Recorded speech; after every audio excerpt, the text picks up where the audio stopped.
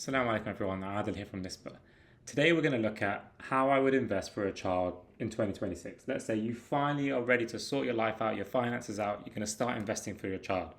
And we're going to go with a few different scenarios so that you can start thinking about how you might implement a similar sort of strategy. Remember, none of this is financial advice, it's just for education purposes and guidance only. Please do your own research. So, without further ado, what we're going to look at today is, like I said, how we're going to invest for a child. Now, there's 5 steps that I've kind of put in this process. We're going to try and go through it fairly quickly.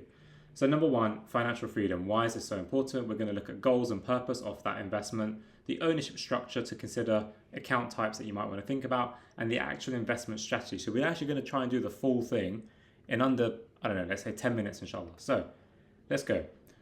Step 1.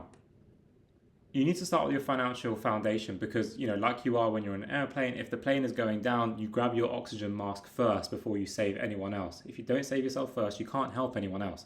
So make sure your finances are in order. Make sure you've cleared any high interest bearing debt. Make sure you've got an emergency fund. So if you are in a stable job, that's typically around 3 to 6 months worth of core expenditures. So just a simple example, it costs you £1,000 a month to live, bare necessities. Times that by 3, you need £3,000 in an emergency fund. If you have an unstable job, if you have lots of dependents, if your expenditures are quite high, you might want to start thinking about maybe 6 to 9 or even 9 to 12 months worth of expenditures, monthly expenditures.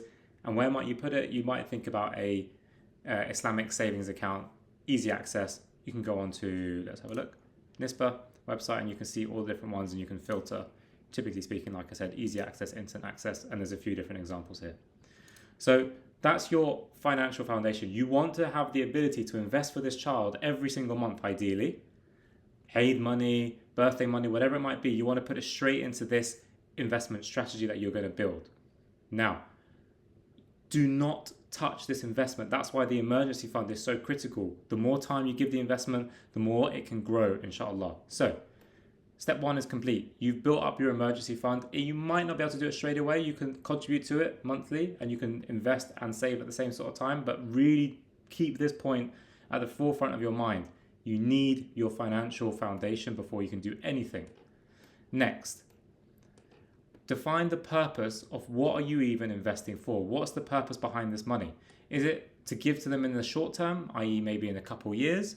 Maybe they're already 16 and you're thinking, well, at 18, I want to help them go to university. Long term, maybe I want to help them out with retirement. I know it's a crazy thing to say, but just think. A lot of people now are living older and older. I think it's 1 in 10 are now living to 100. So if you stop working at 65, you have potentially 35 years of, almost being incomeless. So preparing for retirement is really, really important. And imagine if you could have this pot of money that you could give to your child so that they could retire and not have to worry about relying on their children potentially. So it's something to consider in terms of the timeline and the purpose behind the money. Because if you have that purpose, then you know what you're working towards and you feel more motivated as well to contribute. Oh, I know that I'm going to pay for the university. I'm going to make sure that they have no debt when they leave university. I'm going to help them buy their first home because I don't want to take on any sort of riba mortgage. I'm going to help them give them a pot of money so that they have the freedom to start a business. Maybe they don't want to have a job straight out of university or straight after education, and I want to give them the time to explore their opportunities because, maybe that's going to help them find a better career path because they won't be in such a rush. All these things are things that you need to consider when you are setting up an investment. Step number 3. Whose name do you want the money to be in? Do you want it to be in your name or do you want it to be in the child's name? Now, there's a few things to consider with each of these. If you have it in your name, when the time comes to give it to your child, you have to think about inheritance complications and tax implications. So it is technically going to be part of your estate, and then when you give it to them, there could be inheritance tax on it. Now, of course, that will depend country to country on what those laws are, but something to be aware of. The alternative is you can put it in the child's name and it's part of their estate. However, the complication here is because it's in their name, it's legally their property. So if you put it in an account and at 18 they're now an adult and they can access the money, they can do what they want with it. They can go and buy a Ferrari. They can go and blow it on meme coins or whatever the hot thing will be in that time and place. And you technically can do nothing in the eyes of the court of law. But that's just something you need to think about. I'm not trying to put you off. I just want you to think about all the considerations. And depending on that structure, in terms of whose name does it go in, you're going to have to think about the tax implications. That's really the big one. Okay, that's why we put it here. Okay, so we've thought about why we're saving this money. We've thought about our financial purpose and how do we have a good foundation. Then we've thought about whose name do we want to put it in. And I'm going to show you an example at the end. Okay, fourth step. Choose the account type. So we have a few, and I'm going to focus on ones that are available in the UK because it's obviously a system that I know quite well. Now, if I want to invest in my name on behalf of my child, I would most likely go for a stocks and shares ISA. This is a tax-free wrapper where I put investments inside of it, and when they grow, I pay no tax. Okay, but there are some rules here. There's only a certain amount of money I can put in a single year, and at the moment it's £20,000. Now that's obviously still a lot. If I were contributing towards my own investments and my child's investments, that's still the best part of like £1,800 a month to put away in investments for a single year. So it's still quite a lot of money. Or I might, if I'm a really high earner and I can save a lot, I might consider a genuine investment account because here there are no limits in terms of how much I can deposit. Maybe I even want to save for them inside of my pension, and I might do additional pension contributions with the purpose in mind that actually a part of this I'm going to try and give to my child when I retire, inshallah. Or maybe I might keep it in a savings account, but I wouldn't probably go for that option, and I'll talk about it in just a moment. If I wanted to put the money in the child's name because actually I want it away from me, I want it in their name, and I want to plan ahead for the future, well, I might consider a junior ISA. Now, it works exactly the same as a stocks and shares ISA, but it's in their name. The limit for them is you open up an account, and I'll show you some accounts in a moment. You deposit up to £9,000 in a single year, okay? And you invest in the same sort of things. And if it grows, again, there's no tax implications. But the rule here is if you put money into this account type, a junior ISA, you cannot touch it until the child turns 18. So if you are starting from birth, you've got an 18-year time horizon where you cannot touch that money. Imagine, for example, you want to buy a bigger house because you accidentally had 3 or 4 more kids. You can't touch that money. It's not available to you. So it's something that you have to consider. But lots of benefits there. You might consider a junior savings account. And if you're really disciplined and actually you're thinking super long term, you can even open a junior or a child pension account known as a junior SIP. A self-invested personal pension, and you can do that on behalf of your child.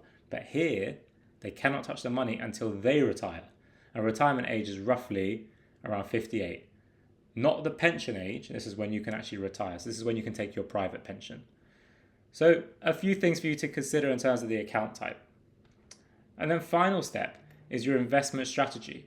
Now, typically speaking, when you invest for a short term, you're dialing down the risk. And so that might mean putting your money into asset classes or investments that are less volatile or less risky. So that might be things like cash in terms of a savings account. It might be things like a sukuk. But if you have a long time horizon and you have the capacity, i.e. you built up your emergency fund, you've cleared your high interest bearing debt, you know you're not going to need to touch that money for a long period of time, then that's when you start dialing up the risk. And you can start thinking about things like equity funds, commodity funds, maybe some property funds. Okay, now that's kind of a whistle-stop tour of how to do it. Now I'm going to give you an example. So let's say I've just had a child, alhamdulillah, and they are 0 years old. Now I'm quite trustworthy with money. I know that if I put money in my account, I'm not going to spend it. I'm going to go with the stocks and shares ISA in my own name. Okay, so every single month I'm going to open up an account with Trading 212. I'm going to create a pie, and we have a video on how to do that. I'm going to create a pie with my child's name. I'm going to put in, let's say, £100 a month. And inside of it, because they're 0, and I don't have any intention of giving the money to them until they're 18 years old, I'm going to probably go quite high risk. So I'm going to go for some equity funds.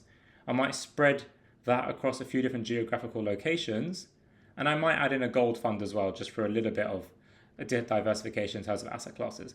I probably wouldn't do anything else beyond that because I've got 18 years. So even if the market were to crash for a year or 2 years, genuinely the market will recover. And so if it does dip in year 1 or in year 2 or year 3, it doesn't really matter because I still got at least 10 years or so.